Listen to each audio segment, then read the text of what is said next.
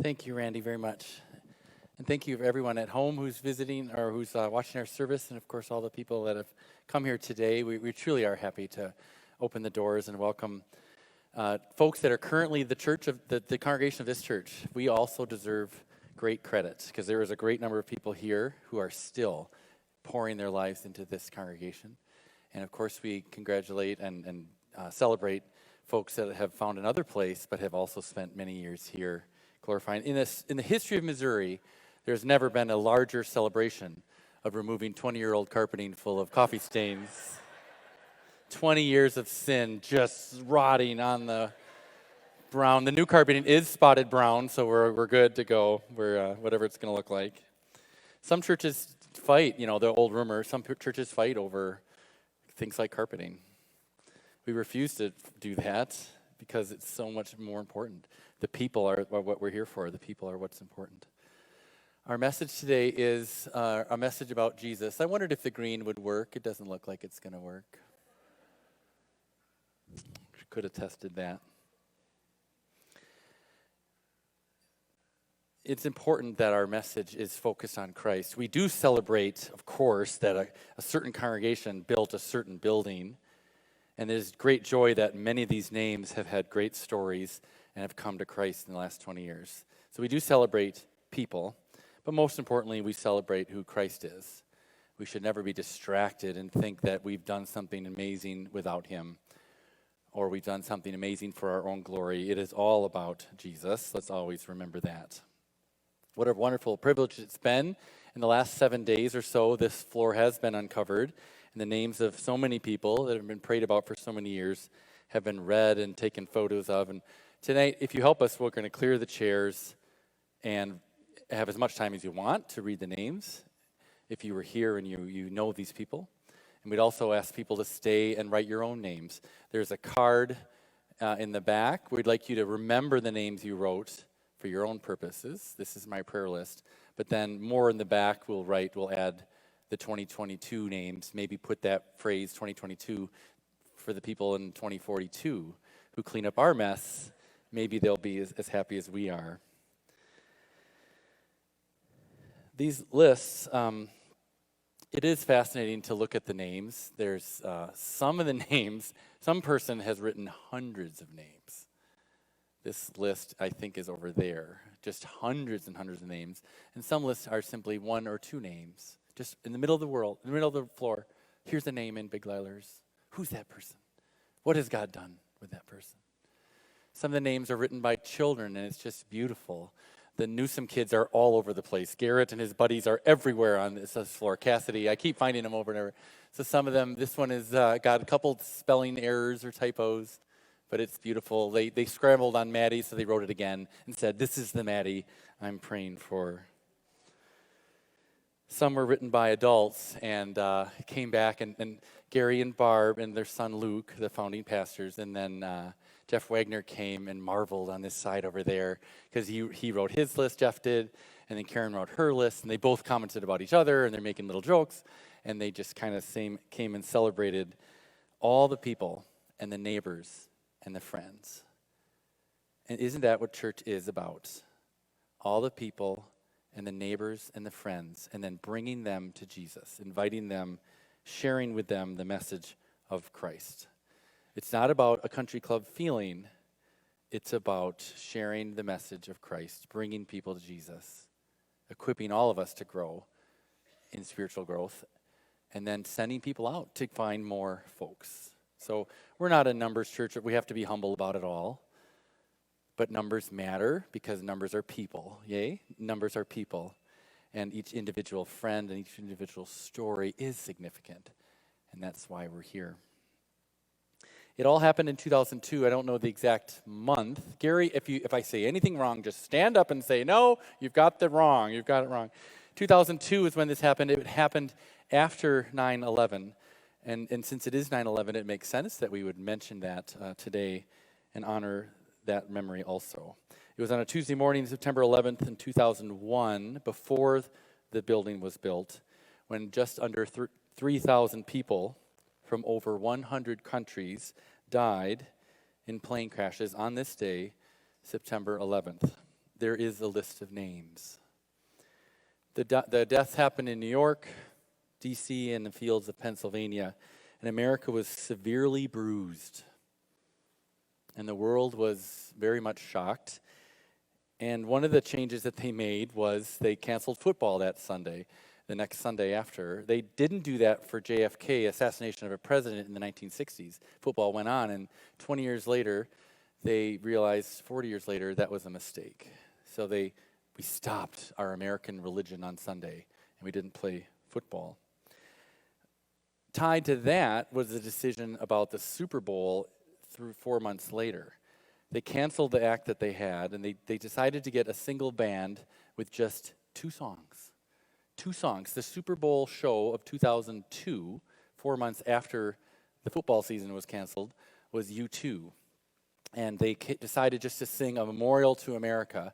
And all of America was affected by this tragedy. The planes were canceled.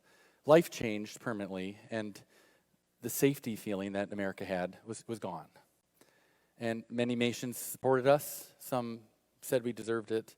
It was a tragedy of all tragedies. And I appreciate that 100 nations were hurt by this act. 100 different countries had people die in those towers or in those planes. The concert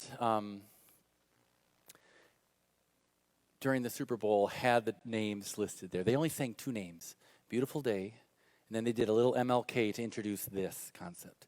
And they brought up, the NFL officials had seen this previously, and they said, this is what we need to do. And it was brash and bold. U2 always tries to make a big statement. And they brought the names up. And there's stories on the internet of families stopping, like during the show, they were all having a Super Bowl party, and people just stopped and wept. And people cheered and then just all watched what was going on as these names were over the stage. They were singing, finally they broke into Where the Streets Have No Name, a reference to heaven, a song about heaven. And Bono prayed. I don't know if you realize this, but he's a worshiper, and he prayed. You can hardly hear it, but right before the song, he's walking around, Lord, Lord, open up my lips. May my glory to you. Lord, open up my lips. Glory to you. And he comes, and he goes in the front, America! And they break into this song. And it was thrilling. It was stunning. And it was, in a sense, healing. Lists of names. The tragic thing, of course, about this is that all these people had perished. And all these people had lost their lives. The joyful thing about these names is that these names were written in hope. These names were written in the idea of, I know these people. There's a grandfather over here who was lost. He was lost. Luke Schmitz, the young little boy of the parents, had invited his parents to church. And this man was lost. And his wife came, and now he's found. And I don't have the permission to share his story, but his kids are here. His grandkids are here. This is a generational salvation story right here. A lady from Florida called me. We dug out the old email list from 2009, and we sent out an unsolicited email to 600 people. Only one person said, please take me off the list. And I looked it up. She was a visitor one time. She's like, why am I on your list? I know where she lives now. I'm going to go visit her. A lady from Florida came here, and she said, oh, my goodness, I'm crying right now. I'm crying, she said. My husband... Oh, I almost said his name. My husband was not a Christian at that time, and I prayed for 15 more years. And I now can declare that I believe he understands, and he has come to the Lord. They live in Florida now. Wish I could be there, she said. There's some, due to HIPAA laws, we can't read the names, but you can read the names. You can find the stories. There's a lot of sadness in this area. There was sadness. The Yokums had a list, and most of those people have passed, but some really good stories were in that list too. What a treasure it is. It's a sacred thing. Our names are, in a sense, are sacred. They identify our family line, our personal identity. And the scriptures say that every person gets their name from God the Father.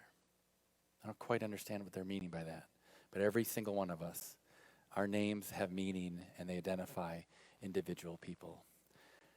Oh, I wish the green looked better, but it doesn't. Three things, three quick stories. I got to run. Here we are. Why do we write? Three things. I just want to look at John's writings, the Apostle John, the man who he declares himself the disciple that Jesus loved. He wrote amazing gospel, and then we have three of his letters and his followers credited to John.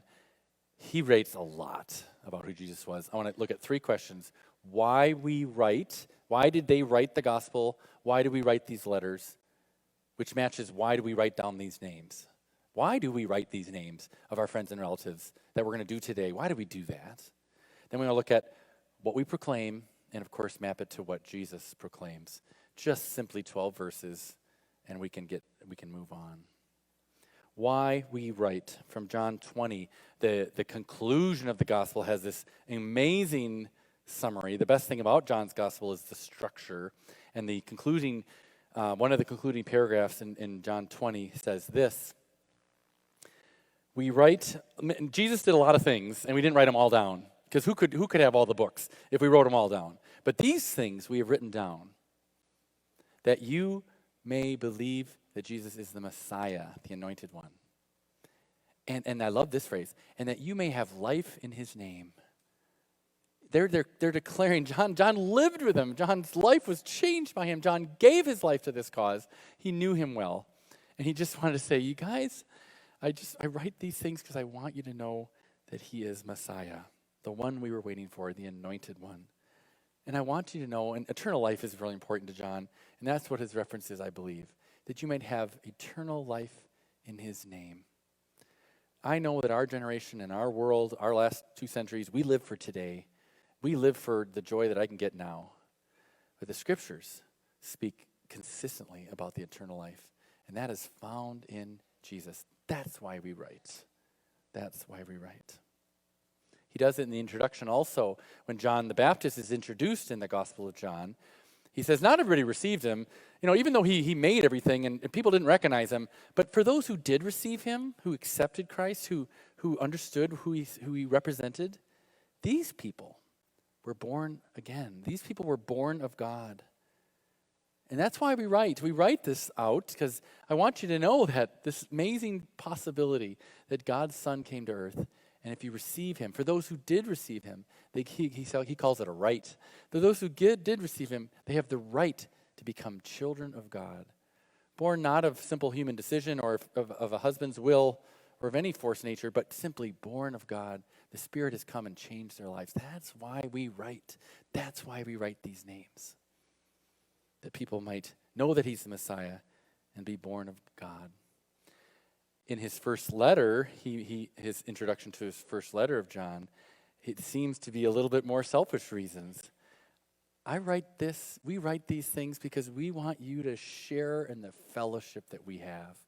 We write these things that you might know God and have fellowship with us, because there is a connection.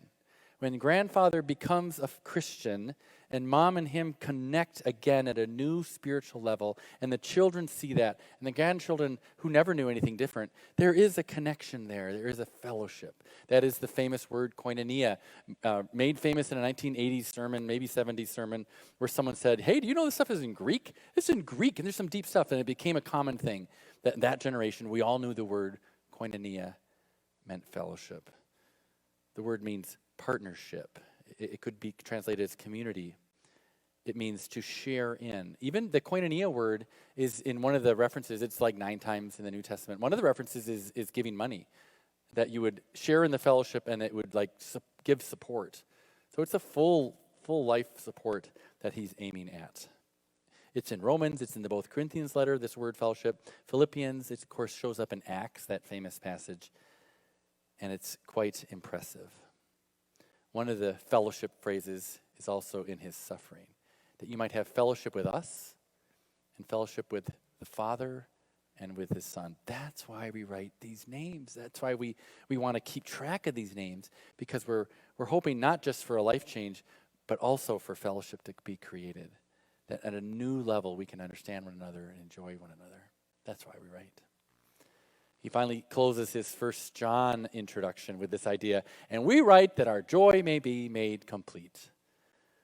And I kind of feel that's kind of self-serving. You just want to be happier.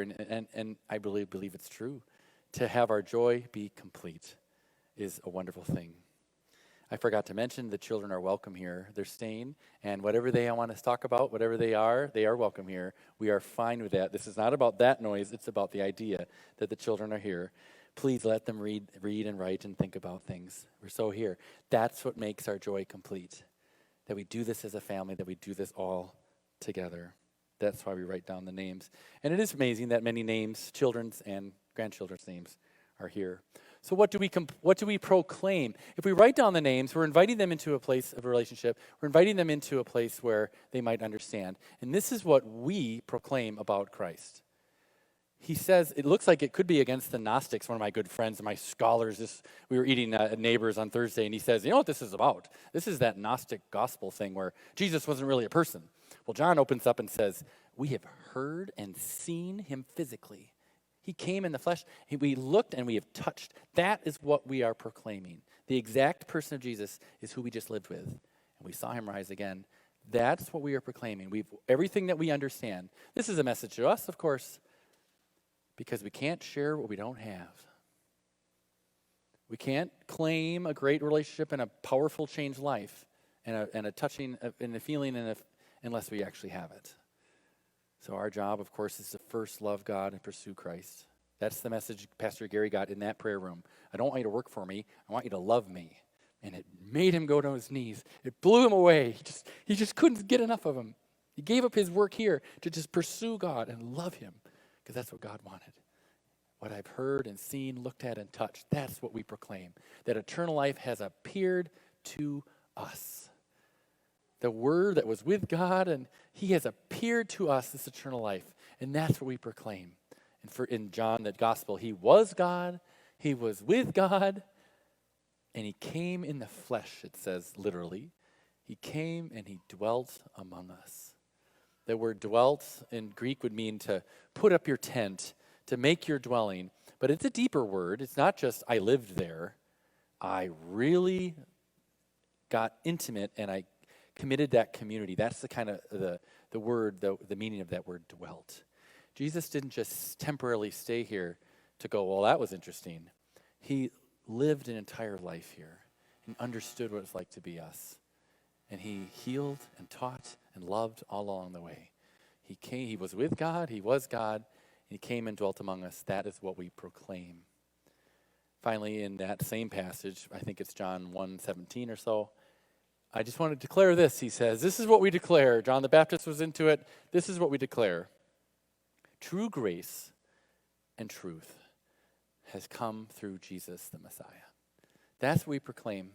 It's not just, come join us. We have a lot of nice people. Sometimes there's really good snacks. And the children get to hang around. No. Grace and truth is what we're experiencing. And that's why we write names down, and that's what we proclaim. Grace and truth. Spouses are forgiving each other. Strangers are offering grace to one another and welcoming one another. And arch enemies, I just don't like your style, are still connected because they hang on to the truth of, grace and truth is experienced. And that's what we proclaim. Finally, the last point would be this. What did Jesus proclaim? What did he say? And if you want to know big stuff, you go to John. John is the one who puts all those words in Jesus' speeches and just makes it very clear. This is what Jesus proclaimed about himself. We're not just making this up. He said, trust in God. Believe in God. Yes, you do. Well, believe also in me. This is John 14, chapter 14. He's kind of wrapping things up. He's starting to prepare the apostles for what's going to happen, the disciples for what's going to happen. And he says, he uses languages of a marriage. Because right after he says, trust in God, trust also in me. And then he says, this is a language of a groom. Because in that society, they lived apart, and then the groom would come and propose, and then he'd go home and create a house. He'd create a room in his own house. He says, I'm going to go away, groom says to the bride, I'm going to go away and prepare this room. And trust me, I'm going to come back. I'm going to prepare this room, and it's going to be great because my father's got a lot of different rooms, and you're going to come live with us. So then I'm going to come back, and I'm going to return to you, and then you're going to come back, and our joy will be complete. This is wedding language. And Jesus is using it for himself. Believe in God, believe in me. I'm coming back, and I have prepared a place for you. And then he tells them, so just follow me. I have a place. And Thomas goes, well, we don't know where you're going. We don't know the way. And he says, I am the way. He looked at him, what do you mean? I am the way. This is right after that. I am the truth, and I am the life. In fact, he even adds, no one comes to the Father but through me. That's why we write the names. That's what we proclaim, because that's what Jesus proclaimed. A very bold statement. I am the way, the truth, and the life. You know, I don't know how to... Randy did a great job. Thank you, Randy. You prayed through all the missionaries. Thank you. Prayed through the staff. I don't have to mention that. He prayed through the current staff. Fantastic. He prayed through the ministries. Where do we start? We don't need all the glory. God gets all the glory. But I'm telling you, this congregation has sent out family after family into the mission field and has welcomed other families that come from the mission field who are just preparing to go back. And they're just resting here, waiting here. The Andersons of Cameroon. Venable family from France. Kevin Stark and his family. They've preached to 1 million or more people around the globe. Had hundreds of thousands of people give their life to Christ in his massive world evangelism. And this is, you know, in a sense, one of his home churches. This is where they come. Amazing stories. And I'm sure there's other families, the Farrs family and others who've gone out from us. And then there's Jamaica. In God's timing, he brought a representative from Harmons, Jamaica here today just to say, yeah, you guys have had an impact there too. Dozens of years of travel, a tremendous commitment by the Wages family, and a love for this mountain village. We just stumbled upon them, and there's this outpouring and work of God in that place, and says, I am the way, the truth, and the life. Eternal life is found in me. What else does Jesus claim? 2 more things. When they say, you know, show us the Father, Thomas said, I am the way, the truth, life. And they said, just show us the Father and we'll be good. And Jesus says, what are you talking about? I have been here and you know the Father and you have seen him. An amazing claim from a man from Nazareth. His name speaks nothing. Because back then they didn't usually have last names. It was just Jesus the son, maybe, the son of Joseph. That was scandalous. You couldn't talk to him about Jesus the son of Joseph because nobody quite knew if they were together. So Jesus had a bad start because his last name, or his father's name, was unquestioned. He had a horrible start because he's from Nazareth. Back then, individuality and I'm going to make my mark on the world, none of that existed. You were from your family, you were of your gender, and you were from your village. And everybody from Nazareth was looked down upon. Jesus came with a suspect genealogy, a questionable upbringing, Nazareth, whatever good comes from Nazareth. And he flips all that. And he says, you have now seen the Father. You know him and you've seen him because you've seen me. What a claim. Finally, the last claim that we'll look at for Jesus' claims. He's at this village. We just did this a few weeks ago.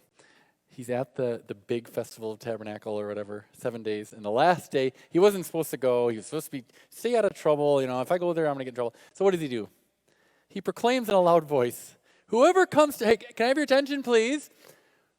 All the people on this floor, all the people, whoever comes to me will never go hungry. Whoever believes in me will never be thirsty. And he's not talking physical, but that's what everybody thought. He's talking spiritual. Pursue me. Believe in me and believe in God and believe also in me. You will not be disappointed. Those who hunger, blessed are those who hunger and thirst for righteousness. That's why we write the names. That's why we proclaim. We point at Christ, and we just simply acknowledge that Christ also points to himself as the one unique, the one and only Son of God. That's the John phrase too. The one and only Son of God. God showed his love for us that he sent his one and only Son and died for us. That's the message we proclaim. One more testimony. The family that came. I'm so glad Gary and Barb. They even joined us today. I didn't want to put pressure on you, but they'll be signing autographs in the corner, I'm sure. Their son Luke was 7. He was born in St. Louis. They'd moved to Kansas City. Then they lived in Prairie Village. They moved to Boston all in his first 7 years as Gary felt the call to go to seminary and then plant a church. Prairie Village, Kansas, is our Hillcrest is our parent church who sent out many. Tim Eck came from there. Gary came from there. And they sent, it's a covenant. We're in a denomination, I don't know if you knew that. It's a really cool denomination. And they came and planted this place here. Luke was 7 at the time. He and Connor, perhaps, or Rachel, were the only kids in the youth group. There was 2 kids in the youth group. And Luke was lonely, and he's quite a talker. And he went neighborhood to neighborhood and invited these people. He invited that family that brought the grandfather who got saved. He invited this other family here. He single-handedly came to knock on the door. Hey, could you go to my father's church? Back then, it wasn't creepy or scary to have someone knock on your door. When Luke came this week, I was very happy to hear his story, and I've asked him to also share, if you don't mind, Luke, come on up for a few minutes and share a little bit more. I said, you just got to top your own story. I said, you just say whatever you want, but your story is pretty amazing, that a 7-year-old is responsible for the first contact of many of those first families. He said, I've worked with you so long, I should have an honorary degree. So I'm going to create for you an honorary degree. I just need to know what president's name do you want me to sign. I'll put them all on there if you want, and you can cross them off. Come on up, Luke. He has worked in our church, and he's been a big part in those founding years. Thank you. And you need a mic, I imagine. Yeah. Thank you so much, Renee. Thanks for coming. I haven't been here for 16 years minus 6 days ago. I still can't find my name, but my handwriting was awful and still is, so I've given up trying to find my name on this floor. What I felt from the Lord to share was super encouraging. I spent, I think, 11 or 12 years here at Deerbrook. I didn't have a choice when your parents start a church. Apparently, you have to go to that church. So, I went to this church. I'm so kidding. I was an only child. I put the D in ADD. I think if I get some amens from people that know me, they know that's true. Yeah, thank you for that, Kurt. And Eddie, my youth pastor, he's right back there. Sorry, I'm just sorry. Probably just leave the mic right there. I'm kidding. So I think for me, being that I was saved from abortion, I was adopted into a family, and then after Deerbrook, I'd be in YWAM for about 10 to 12 years. I just need to get the number right, but I'll just keep on saying 10 to 12 years. And lived in KC when I wasn't in YWAM, and I got to travel to 13 different nations, preach the gospel in all of them. We've been really fortunate to get to do a lot of incredible things. And I think the thing the Lord highlighted to me to highlight to you was, I would say, the number one thing that has blessed my life, which I hope will be encouragement to you, is family. And Deerbrook played a huge role in my spiritual family in the most difficult years of your life. When you find out, okay, I'm a boy. Oh, now I like girls. Oh, now I'm in high school. Sorry, Eddie. And then your 20s, going through puberty and making, I think they say from 19 to 22, you make the most changes you will in your entire life. And so Deerbrook navigated all those years of my life. And I would have to seriously honor Deerbrook for that, because I wouldn't be where I'm at. And I would just say, for those of you, whether you're here to celebrate and you go to another church, or if this is your church, I can just think of so many faces. There's one that's been standing out to me a lot, a gentleman named Clem Berkmeyer that went here, and he passed away. And he loved me in a really unique way. And again, I put the D in ADD, so anybody that really could tolerate my energy level, it meant a lot to me, and I remembered it. I mean, even at 12 and 13, I remembered when somebody enjoyed me. And so many people at Deerbrook, there's so many names of people that really enjoyed me and loved on me and made this place a home. And I think where that blessed me was, I knew the Father loved me because they loved me. And I knew I had a place I could be because they gave me a place. And I think so often we see the Father in family and in relationship. And I would just say, the little acts of kindness and love that they showed to me, seeing me on Sunday excited, even if I had wrecked something, when life got hard and the enemy would attack and crisis would come as it does, a lot of those moments are what I pulled on to not quit on the Lord, to not quit on my own story. And so I just want to encourage you guys. And since then, I've had several different spiritual families throughout most of my 20s and 30s. And I just want to encourage you guys to just deeply invest in the people around you and deeply invest in relationship, because it's often more spiritual of an act than I think we know, and it sustains us in seasons when we just need to be loved and we need to be cared for. And so I just want to hugely honor Deerbrook for the many families.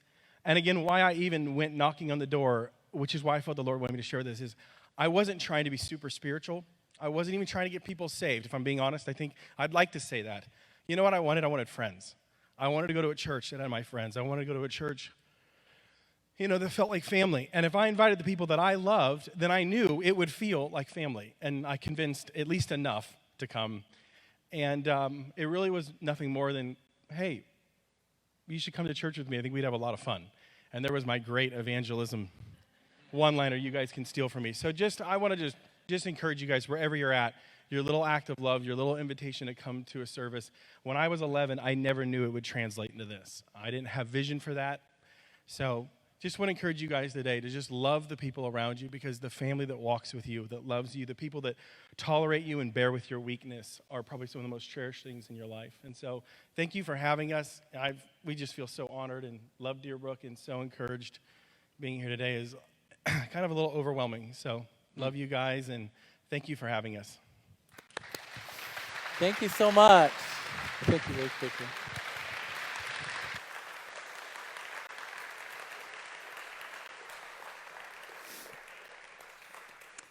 So please take a prayer list. We'll print more. Everyone, please take a prayer list, whether you write them down or not. Stick it as a bookmark somewhere important. You're welcome to stay. We'd like to clear the chairs after the service. You're welcome to stay as long as you want. We'll open up the windows, take pictures, and write new names. If you'd like to write your names, please put a 22 by them in the back. One quick thing. If you were here, part of this congregation in the 90s, could you please stand? In the 90s, before the building, these are some of our founding members of the congregation. Thank you so much. If you came the next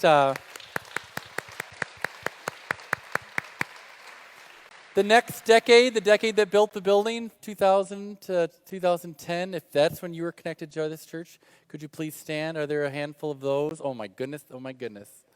That is so wonderful.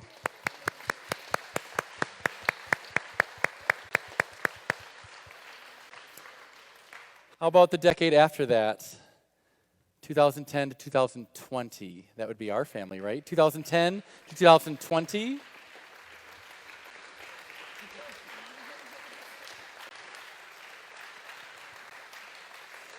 I like the balance. If you've been here in the last 2 years, 20, 21, 22, if you're a newer family, could you please stand just for a moment? 20, 21, 22.